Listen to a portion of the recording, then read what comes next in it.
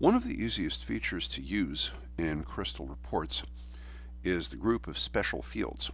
They're essentially presets which let us add useful information to any report quickly.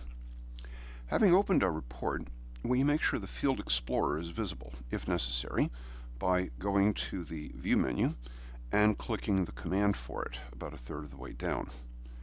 Then we go into the Field Explorer and click the Expand button, if necessary, to open up the Special Fields group, which is always at the end of the list.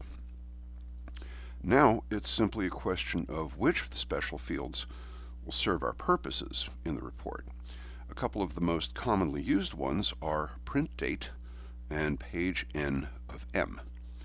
The first one will always give the current date in the printout, so a time-sensitive document will show when it was printed or PDF'd.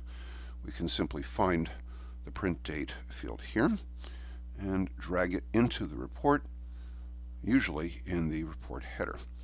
As long as the computer's calendar is set right, it's good to go, and we can put a text object next to it, as shown here, to make clear what the date is for.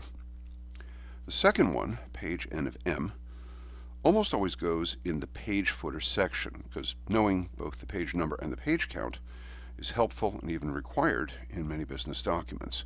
We can grab it from here, and as I just said, drag it into the page footer, position it more or less where we want. This field usually doesn't need any help except formatting to match the rest of the report, and maybe center justifying so that it sits neatly near the middle of the bottom of the page.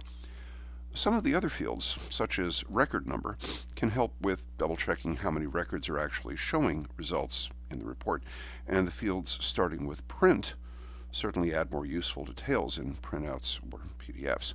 But the good news is the special fields are pretty much self-explanatory, and all the user has to do is drop them wherever they're needed, which saves time and work putting together a Crystal report.